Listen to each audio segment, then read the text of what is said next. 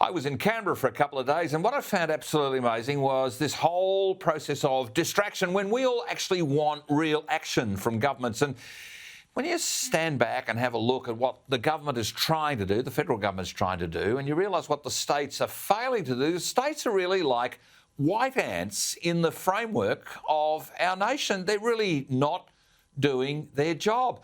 Right now in New South Wales, in parts of Queensland, big amounts of rain are falling, but no one's talking about dams. No one has been talking about dams. You'd think at the bottom of a drought they'd talk about dams. Southeast Queensland, well, we're hearing 2032, the Olympics are coming our way. But gee, I hope that they don't want to use the sewerage system and they're not expecting to have a shower, because there's actually no water plan or statement about how our water supply or indeed wastewater will work. Nobody wants to talk about these fundamentals. Now, state governments are really quick to claim a sense of importance, on national issues.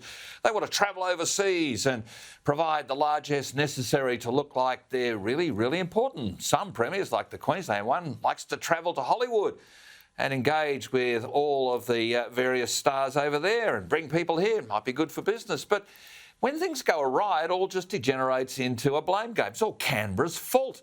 And every state is as bad as the other. States really, in so many ways, are failing the ambitions of the Federation. Remember, it's only been 120 years, 1 January 1901, and the Founding Fathers, and yeah, they were all blokes, probably imagined that we would have actually had, wait for it, more states by now. You see, despite tinkering in some of the early days where we see some of the state boundaries moved around, we've pretty much kept the boundaries drawn in the 1850s as they are. And in turn, what we've allowed is an entrenched notion of independent countries with unaccountable emperors now running our states. Of course, New South Wales, I believe, is the only exception. It's a big state, and it does seem to exercise a real sense of purpose. But our nation was created by evolution, not by revolution.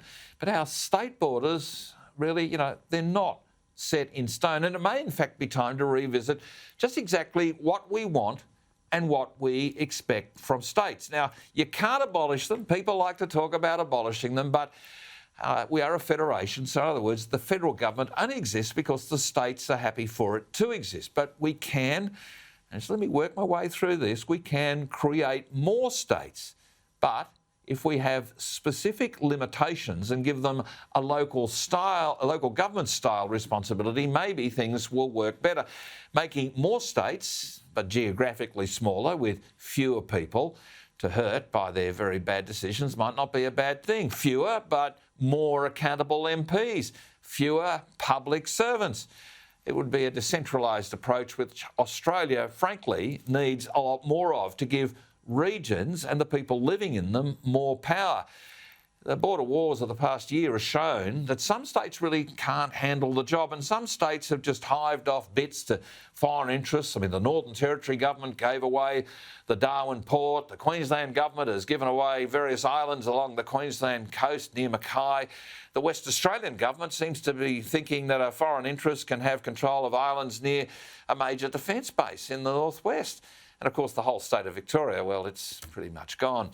There doesn't seem to be much care or concern for national security or indeed national sovereignty. They're not doing any of the big projects we need them to do. Water, power, the sorts of things we want. And if we believe in the idea of competitive federalism, maybe we just need a bit more competition and less political posturing, because most of the current imperial oligarchs we have right now really are letting our nation down.